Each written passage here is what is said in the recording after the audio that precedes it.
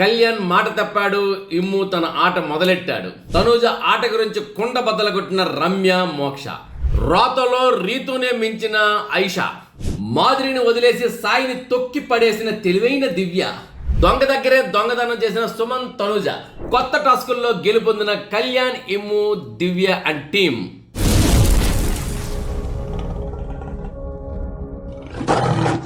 Hi, hello, నమస్తే. నేను మీ SS Patnaik. చూస్తూనే ఉండండి. పెంప్స్ టీవీ షేర్ చేయండి, లైక్ చేయండి, సబ్స్క్రైబ్ చేయండి, గంట సింబల్ని కొట్టడం మర్చిపోకండి. ఈ యొక్క అప్డేట్స్ విషయానికి వచ్చినట్లయితే బిగ్ బాస్లో రాత్రి దీపావళి ఎపిసోడ్ సోమవారం టపాసులు, పటాసులు, చిచ్చుబుడ్లు, కాకరొత్తులు, 5,000 వాలాలు, 10,000 వాలాలు, అసలు వాలాలకే వాలాలు ఎన్నో పేలాయో సౌండ్లు.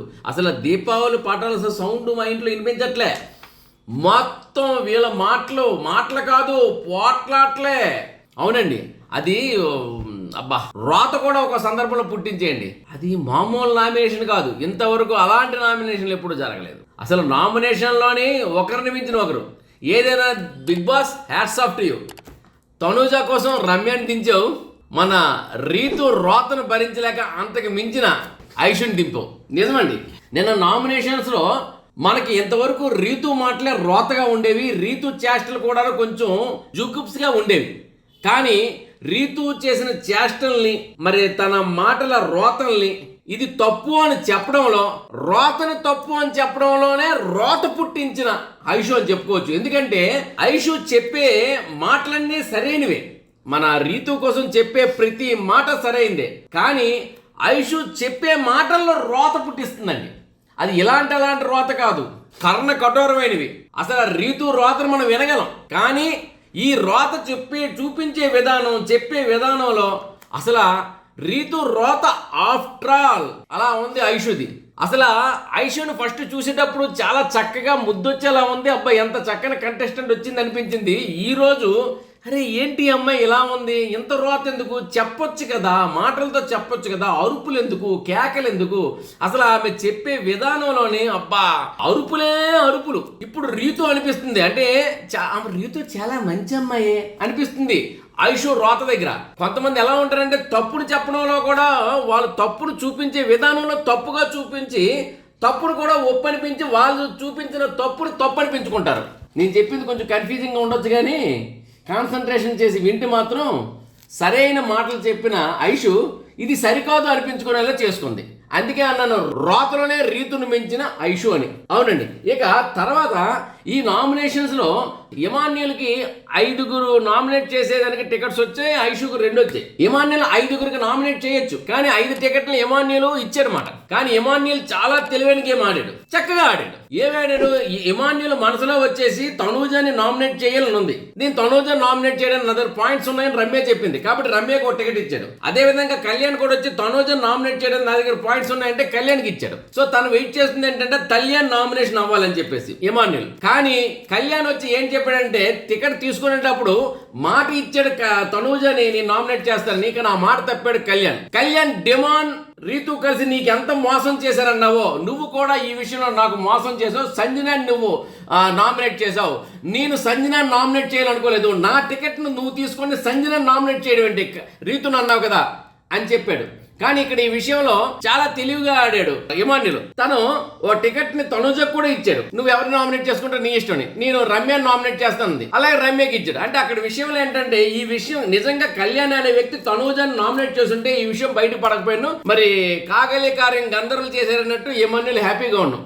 ఎప్పుడైతే తనుజకు కాకుండా సంజనాకి నామినేట్ చేశాడో లోపల నుండి ఇమాన్యుల్ బయటకు వచ్చాడు, ఆటగాడు బయటకు వచ్చాడు, వేటాడడానికి చూస్తున్నాడు. ఇప్పుడు చూసి బయటపడ్డాడు. అది ఇప్పుడు రాత్రి లైవ్లోని, మార్నింగ్ లైవ్లోని మన తనూజది ఇమాన్యుల్ది రచ్చే రచ్చ ఇవాళ రాత్రికి చూస్తాం.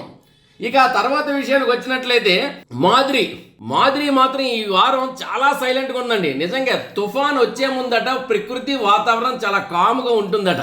నిన్న నామినేషన్స్లో మాధురి గారు ఉండే విధానం చూస్తే అబ్బా మేడం గారు ఎంత సైలెంట్ అనుకున్నాం. అయితే ఆ మాధురిని నామినేట్ చేయడానికి కావాల్సిన పాయింట్లన్నీ దివ్య దగ్గర ఉన్నాయి.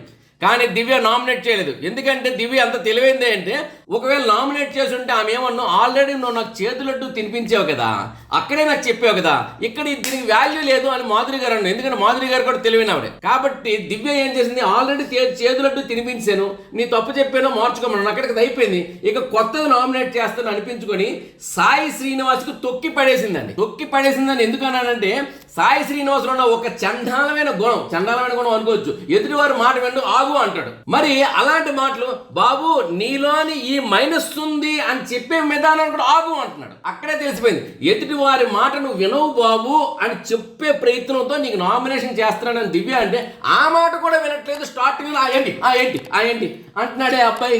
అర్థమైపోయింది దివ్య నామినేట్ చేసిన దానికి విలువైనది అని అర్థమైపోయింది. ఇక దివ్య తెలివైనది అనేది కూడా క్లారిటీ వచ్చింది. ఇక నెక్స్ట్ దొంగ. ఇప్పుడు కొత్త ఎపిసోడ్ లో దొంగ అంటే ఎవరు, పాత ఎపిసోడ్ కొత్త ఎపిసోడ్ కానీ సంజన. ఆ సంజన దగ్గరే దొంగతనం చేశారట.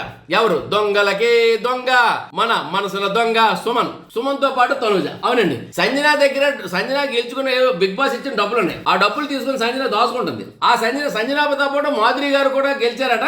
ఒక అట్లా ఆమె కూడా 2000 రూపీస్ ఇచ్చారట మన బిగ్ బాస్. ఇలా ఇచ్చినప్పుడు డబ్బులు దాచుకుంటే ఆ సంజన దగ్గర సుమన్ శెట్టిని తనుజ వెళ్ళి మొత్తానికి సంజన దగ్గర డబ్బులు దొంగలాడారు.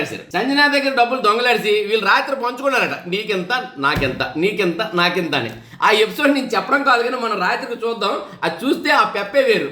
మొత్తానికి ఎంత మంచి టాస్క్ అంటే, దొంగ దగ్గర దొంగలాడిన టాస్క్ అనేది మనం చూసి తీరాల్సిందే. ఇక తర్వాత వచ్చేసి కొత్త టాస్కులు జరిగాయి. అదే కెప్టెన్ కంటెండెన్సీకి వీటన్నిటికీ పెడతారు కదా. వారం ప్రారంభమైంది కదా నామినేషన్స్ ఇవన్నీ. ఇప్పుడు ఆ టాస్క్ లో వచ్చేసి రెడ్ టీం బ్లూ టీం అని ఉంది. మరి రెడ్ టీం వచ్చేసి దివ్యది, బ్లూ టీం సంజనది. అక్కడ గోలీ సోడల టీం రేపు ఇది వస్తుంది అని ప్రోమో ఇచ్చారు కదా. అదే విధంగా మనకి ఇందులో లైవ్ లో కూడా మనం వస్తుంది. అందులో ఏంటంటే రెడ్ టీం తరపున, దివ్య టీం తరపున కళ్యాణ్ ఇమాన్యులు సోడాలు కొట్టి సోడాలు తాగే విధానం, అదే విధంగా పవన్ రమ్య సోడాలు కొట్టి సోడాలు తాగే విధానం. ఈ విధానంలో ఏంటంటే కళ్యాణ్ ఇమ్ము అయితే ఏకంగా 22 సోడాలు తాగేశారట. వీళ్ళిద్దరూ పవన్ మన రమ్య కలిసి 16 సోడాలు తాగారు. మొత్తానికి సోడా కొట్టి సోడా తాగే ఆటల్లోనే కళ్యాణ్ ఇమ్ము గెలిచారు. వాళ్ళు గెలవడమే కాకుండా దివ్య టీం ని గెలిపించారు. వీళ్ళు గెలిచిన తర్వాత ఒప్పందం ప్రకారం సంజనని తీసుకొచ్చి పూల్లో తోస్తారు. అమ్మడు పూల్లో పడిపోయింది. ఆ పూల్లో పడిపోయిన టైంలోనే మనోళ్ళంటే దొంగలాడేశారట డబ్బులట. ఎవరు? మన సుమనుని తనుజ. ఇది మొత్తానికి ఏంటంటే ఈ ఎపిసోడ్ అంతా మొత్తానికి ఆటలు, దొంగలాటలు, మాటలు, ఎదురు దాడులు ఇవన్నీ రాత్రి మనం చూడబోతున్నాం. కానీ ఇంకో విషయం, సంజనాకి నామినేట్ చేశాడు కదా కళ్యాణ్, మాట తప్పి మన ఇమ్ము దగ్గర. అయితే అది ఇప్పటికీ కొనసాగుతుంది. రాత్రి కూడా మనం చూస్తామో చూడడం తెలియదు కానీ మొత్తానికి కొనసాగుతుంది. ఎడిటింగ్లో ఉంచుతారు లేదు కానీ మొత్తానికి అది చాలా పెద్ద ఇష్యూ కింద కొనసాగుతుంది. ఎవరిది? సంజనాదిని, కళ్యాణ్ది. ఇక తనూజది కూడాను ఆర్గ్యుమెంట్స్ దొరుకుతున్నాయి. తనూజ ఆర్గ్యుమెంట్స్ ఏంటంటే, నువ్వు భలే గేమ్ ఆడుతున్నావు, నువ్వు ఇంటలెక్చువల్ గేమ్ ఆడు, సూపర్. ఈ ప్రోమోను చూసాం. తనూజ అయితే మన ఇమాన్యుల్కి ఇచ్చి పడేస్తుంటే ఇమాన్యుల్ మాత్రం డెప్పి పడేస్తున్నాడు. అసలు నీకు ఆట మొట్టమొదటి సపోర్ట్ నేనే అని. మొత్తానికి ఏంటంటే ఒక విధంగా చెప్పాలంటే తనూజకి ఎవరు సపోర్ట్ లేదు అనుకుంటుంది కానీ ఏకంగా బిగ్ బాస్ సపోర్టే ఉంది. అది కనిపిస్తుంది మనకి. కానీ తనూజకి ఎవరు సపోర్ట్ లేదని అందరూ అదే విషయం. రాత్రి రమ్య వచ్చేసి తనూజ ఆట గురించి రమ్య అయితే కొండ బద్దలు కొట్టింది. ఏంటి బద్దలు కొట్టింది? ఆ తర్వాత రమ్యకి తనూజ ఇచ్చి పడేసింది. కానీ అది అనవసరం. ఎందుకంటే నిన్నకాక మొన్న వచ్చిన చిన్నపిల్ల లోపల కూర్చుంది. సరే నువ్వు అనుకుని కూర్చుంది అన్నట్టు. చిన్నపిల్లవే నువ్వు నీ ఏది తగ్గట్టు మాట్లాడంటే నువ్వు పెరిగేవు కానీ బుర్ర పెరగలేదని ఇచ్చేసిందండి రమ్య తనూజకి. అయితే తనూజకి ఏమని ఇచ్చిందంటే, నువ్వు ఆడతావు గెలవలేవు, నీకు సపోర్ట్ వస్తారు, సపోర్ట్ లేరంటావు. మరి ఒకరు సపోర్ట్ వచ్చినా నువ్వు గెలవలేవు, గెలిచినా ఏడుస్తావు, ఓడినా ఏడుస్తావు, ఎమోషనల్ ఫీల్ అయిపోతావు, నువ్వు ఏది చేయలేవు, ఏడుస్తావు. మాట్లాడితే ఏడుపు నీలో ఉందని మనం అయితే ఏమనుకుంటున్నామో, ఆడియన్స్ ఏమనుకుంటున్నారో ఏకంగా అదే మాటల్ని రమ్య కుండ బద్దలు కొడిసిందండి. నిజాన్ని చెప్పాలంటే రమ్య చెప్పే మాటలు ఏవి తప్పు కాదు అని కరెక్ట్గా చెప్పింది. కానీ తనూజ అందంగా ఉంటుంది, చక్కగా ఉంటుంది, ముద్దుగా ఉంటుంది, కానీ ముద్దు మాట్లాడుతుంది అప్పుడప్పుడు. అదేవిధంగా ఏంటంటే ఎవరు నాకు హెల్ప్ చేయట్లేదు అంటుంది. మరి తను ఇప్పుడు ఇమాన్యుల్ కూడా నీ హెల్ప్ నాకు లేదంది. మనం చూస్తున్నాం కదా ఎవరెవరు హెల్ప్ చేస్తున్నారని. హెల్ప్ చేసిన వాళ్ళు బయటికి వెళ్ళిపోతున్నారని చెప్పింది రమ్య. నీకు హెల్ప్ చేసి నీ మీద ఎఫెక్షన్ పెంచుకున్న భరణీ గారు ఏమయ్యారు? వెళ్ళిపోయారు కదా, నువ్వు ఎఫెక్షన్ పెంచుకుంటావు, మనుషులు పంపించేస్తావు అని చెప్పేసి ఇలాంటి విషయాలు అబ్బో చాలా రాత్రి జరిగాయి. కుండ బద్దలు కొట్టింది రమ్య. ఆ తర్వాత రమ్య మొహం మీద కొట్టి బద్దలు కొట్టింది అనుకోండి తనూజ గారు. ఏదేమైనప్పటికీ ఎపిసోడ్స్ అయితే ఇప్పుడు రసవత్రంగా మొదలై అసలైన ఆట ఇప్పుడు మొదలైంది. ఇంతవరకు చదరంగం కాదు రణరంగం అన్నారు నాగార్జున గారు. ఇక్కడ నుండి ఇది రణరంగం కాదు కురుక్షేత్రం అంటున్నాను నేను. ఎందుకంటే ఇక్కడ కురుక్షేత్రంలోనే యుద్ధం మొదలైపోయింది.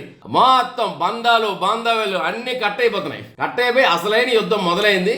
ఇప్పుడు ఈ కురుక్షేత్రం రాత్రికి ఇంకా ఉంటుంది. ఆ ఎపిసోడ్ చూడండి. రాత్రికే కాదు, ఇక ప్రతిరోజు ప్రతి రాత్రి కురుక్షేత్రమే.